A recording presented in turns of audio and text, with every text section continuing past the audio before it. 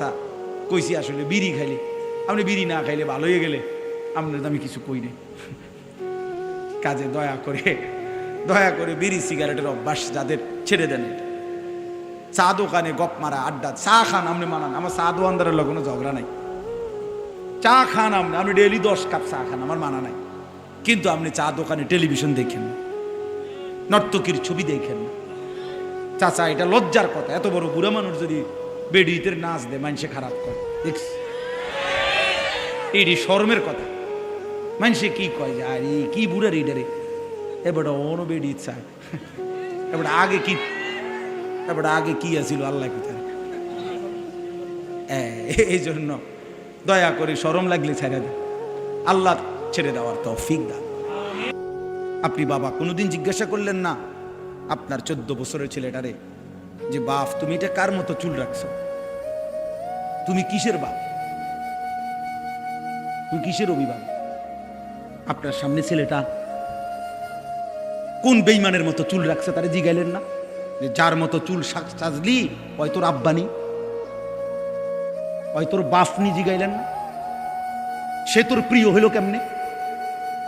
আর্জেন্টিনার খেলোয়াড় তোর প্রিয় হলো কেমনে বেঈমান? এই মুসলমানের বাচ্চা বল বেটা, এখন দাঁড়ায় বল বেটা, কোন কাফের বেঈমান, কোন খ্রিস্টানের বাচ্চা, কোন ইহুদি, তুই মুসলমানের ঘরে জন্ম নিয়া তোর রক্তে মুসলমান মার রক্ত, তুই কেমনে ওই বেঈমানের মতো সাজলি? এই বেহায়া বল, বেহায়া তোদের যাদের চুল এরকম, বল বেটা এখন দাঁড়া, ওই বেঈমান তোর পছন্দ হলো কেন?